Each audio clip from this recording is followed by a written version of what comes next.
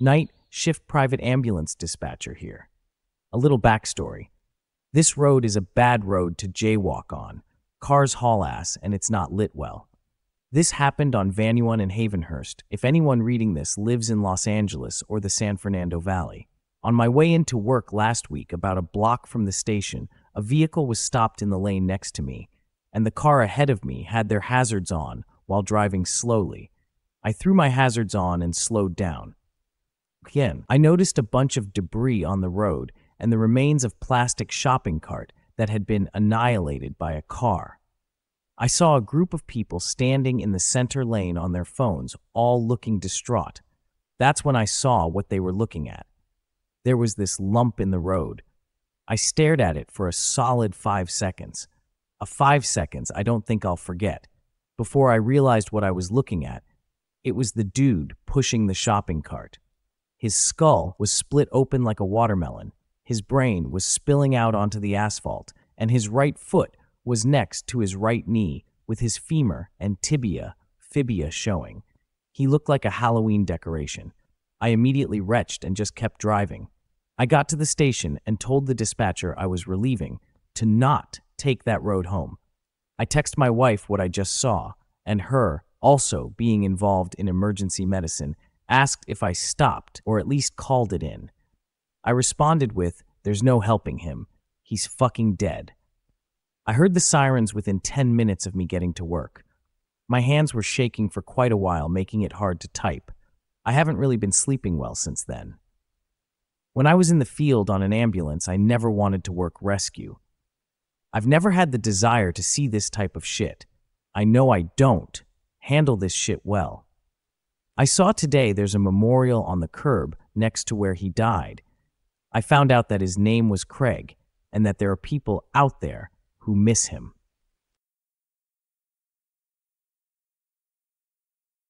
I worked at Tim Hortons, 11 p.m. to 7 a.m. shift. From 11 to 5:30, there were only 2 of us, and we were right next to the hospital, and we had a forest behind us. I've got 3 stories, so I'll just list them. Number 1, came into my shift at 10:50-ish to get ready, and there was a really sketchy guy in the lobby drinking from what looked like a chemical bottle. When I got to the back, the manager that was about to leave informed me that the guy was drinking rubbing alcohol and that I shouldn't approach him for safety reasons. I clock in and start doing my job, and I look up and he's gone. 1 hour later, slowly walk to the table and he's under it, passed out. Now keep in mind I'm a 17-year-old who's scared shitless of drunks, so I don't want to wake him up for fear of being attacked. And I also want to follow my manager's orders, and I just waited out. So I walked to the other coworker and played rock, paper, scissors with her to determine who should call the police or if I should call the police.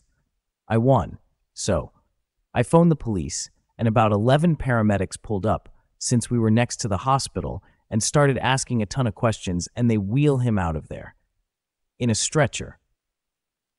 Turns out, if I had called an hour later, he would have died. So, basically, rock, paper, scissors saved his life. Number 2, we had some hookers hanging out in the front of the Timmies with one really jacked white guy in a big fur coat. Literally, the coat you think of when you think of a pimp. After about 30 to 45 minutes of their arrival, 2 cop cars pull up and arrest all the hookers. However, they couldn't arrest the pimp because he wasn't officially doing anything wrong, as all the girls told the cops that they weren't related to him at all. Number 3, last one, which is probably the sketchiest and scariest day. We had a guy who was walking around out front of the store staring into it while holding a hatchet and wearing a smiling clown mask. Right when I noticed him, I locked the doors. No managers from 11 p.m. to 6 a.m., so we have to use our own judgment. And then I called the police instantly. When the cop car was pulling up, the guy booked it into the forest with his hatchet, and the cops never caught him. Bear in mind, the cops took a good 15 minutes to get there, so he stood completely still, like a scarecrow, staring in at me the entire time.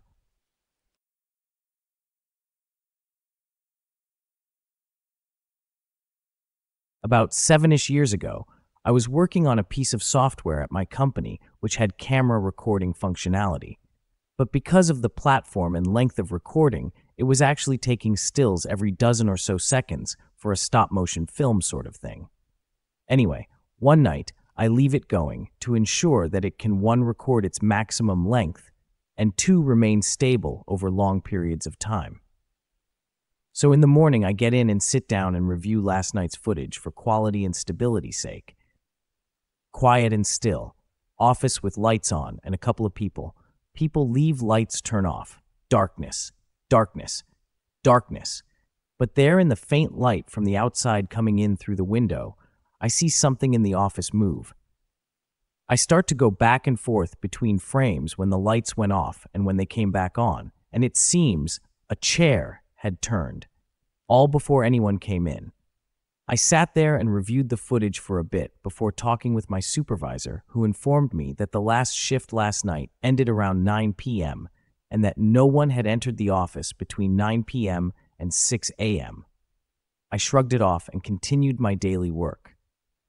But before I left for the night, I left the camera recording again. Coming in the next day, I review the footage, and again, a chair or two had been turned. I told my supervisor again, who, again, assured me that no one was in last night.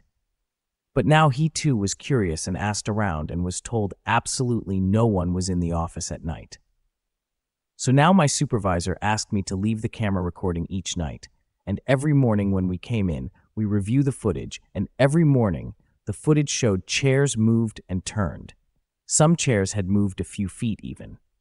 So on one of the last nights of us using the software, we pointed the camera directly at the row where chairs kept moving.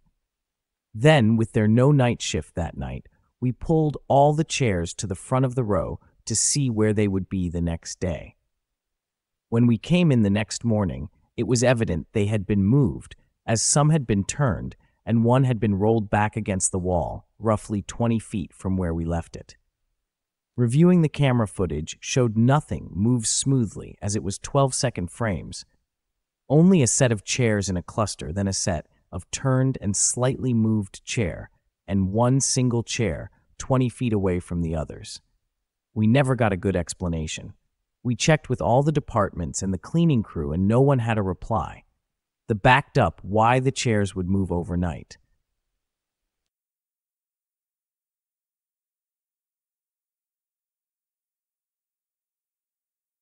I used to work at service stations, as we call them in Australia. Here are a few of my stories. Nowhere. 1. A guy came in one night around 1 m, looking out of it. He asked to use the toilet, so I let him in. He comes out 15 minutes later, literally covered in fucking blood and screaming. I call the cops and an ambulance. The cops arrived first. They have to rustle him to the ground. I check the toilet, and the bowl itself is almost overflowing with shit and blood, and there's blood smeared absolutely everywhere. My manager refuses to come in, as they are required to do with all incidents, because it's his turn to take this kids to school in the morning, and I'm left cleaning the toilet and making a police report. Australia Day night, about 3 a.m. It's a massively busy night, and it's just winding down. This limo pulls into the forecourt, and about 5 girls and G-strings get out and come inside. Just G-strings. I stare because, frankly, they're all gorgeous. They ask for about 15 boxes of 2-liter drinks as mixers for their party. They also buy about 6 cartons of cigarettes and mountains of chips and dip and other fun stuff. I was expecting a credit card, but the one doing all the talking whips out this absolutely fucking massive bundle of cash and pays in brand new $50 notes. They load it all into the limo and leave. My manager refused to give me a copy of the footage. Number 3. Attempted murder on the forecourt one night. An old Mercedes came in off the road and slammed into a guy walking across the forecourt, literally catapulting him into the air and knocking him about 5 meters. He jumped up and ran off. I got the Mercedes number plate and called the cops, went to court as a witness for that one. Number 4. I was held up 3 times in my time working at the service stations. One with a knife, once with a crowbar, and once with a gun. The crowbar was the scariest because he caught me out from behind the counter, and we had a fight. I lost.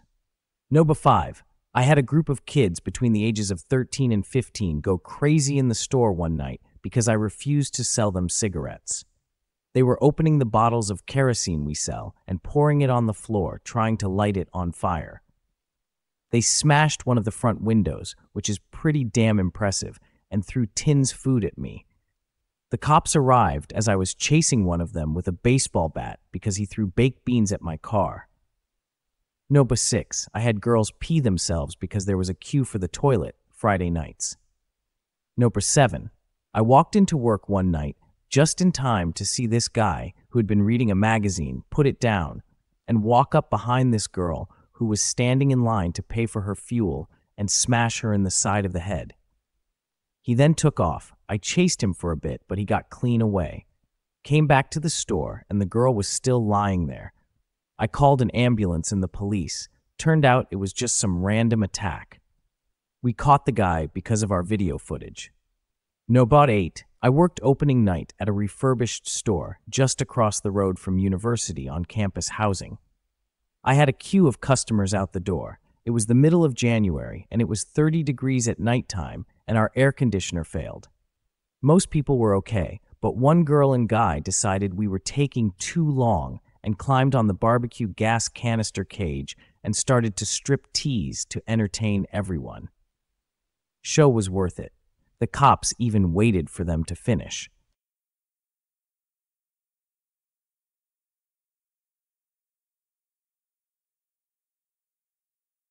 I was working as a security guard one night at the local high school pool. A friend drove by to bring me some lunch sometime around 2 a.m.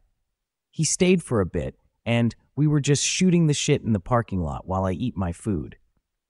Then all of a sudden, in the dead silence of the night, there was a big splash from the pool behind us, like a large person doing a cannonball off the high dive.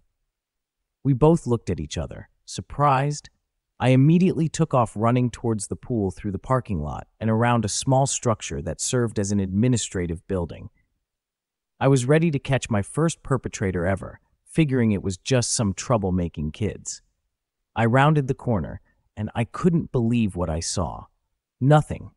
There was no sign it had ever happened. The water was completely still.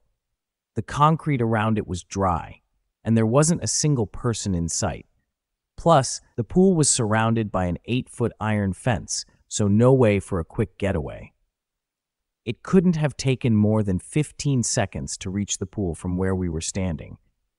I've never believed in ghosts, but that was definitely the creepiest thing I've ever seen or heard.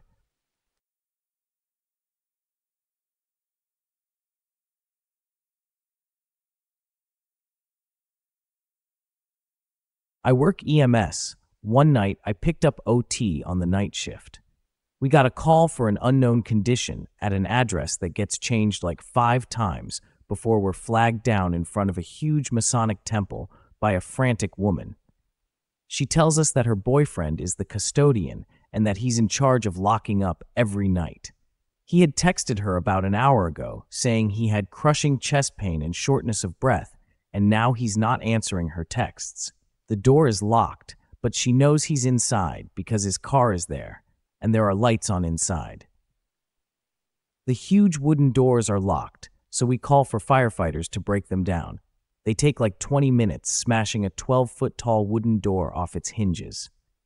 Once we make entry, it's pretty spooky.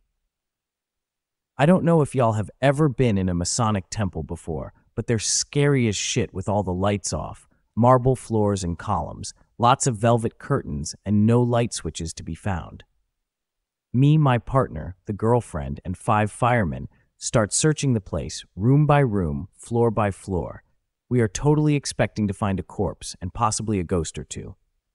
We clear the first floor and start up the stairs. An interesting thing about Masonic temples is that they tend to get stranger the higher you go in them. By the 3rd floor, all of us are freaking the fuck out and jumping at shadows, but somehow we push onwards to the 5th and final floor. At this point, there are huge spooky chandeliers, weird symbols painted everywhere, and even the fire lieutenant is getting freaked out. The top floor consists of a big room with a long hallway leading off it. All the way down the pitch-black hallway, we can see a door that has the lights on behind it. We slowly creep towards it, none of us wanting to be first in line.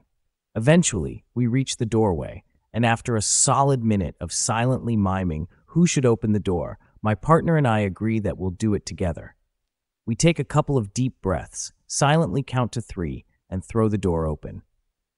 As our eyes adjust to the light, we see a middle-aged man jump up from a desk, rip off his headphones, and frantically try to turn off the super hardcore porn he's been watching. He apparently had texted his girlfriend, saying he had a burrito for dinner that didn't quite agree with him, and she had wildly misunderstood his text. As we all fled the building, we could still hear the couple arguing as he began to wonder how we had gotten into the building and who would compensate them for their door.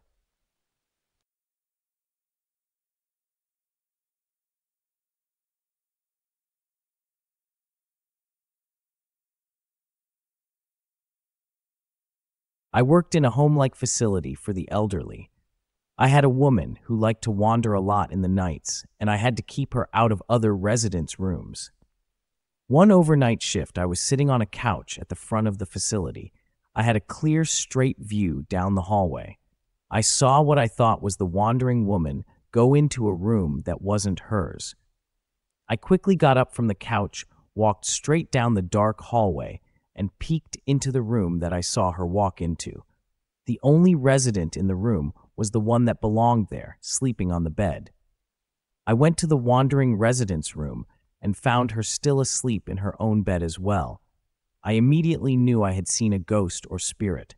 Although I acknowledged it, I was still shaking. I sat back down on the couch and stared down the hallway for most of the night, not really wanting to move. My shift ended and I went home to sleep for the day.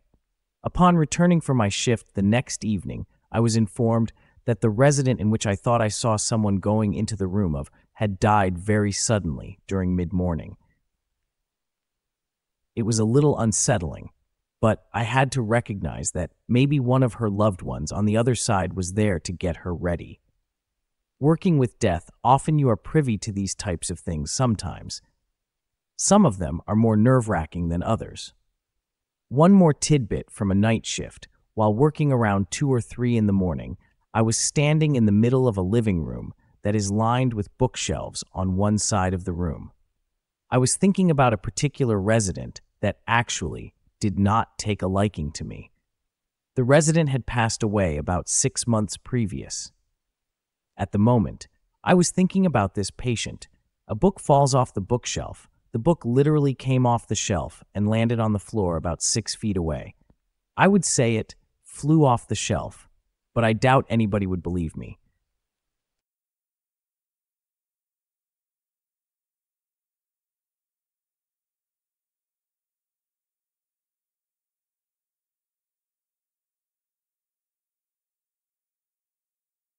I work night shift in an emergency department. Creepy doesn't even begin to suffice to describe the shit I see.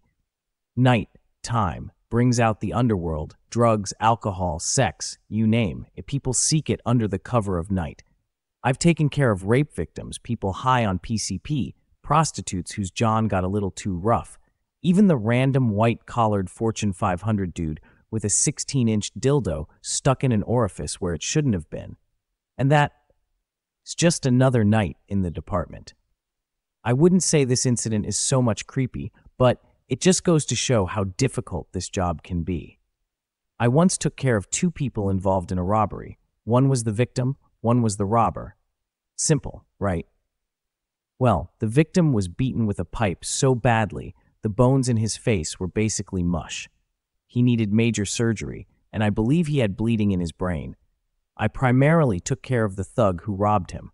While he was sitting there with the cops, he described in detail to me how much he loved seeing that man's face cave in, how much he loved killing him. I never have experienced someone so sober, so cold, describe in explicit detail how much he enjoyed attempting to murder someone. To give you an idea of what I was looking at, the blood that was all over this man was not his. as he did not have a single injury that we could find. The man was only brought to the ER to be cleared for jail.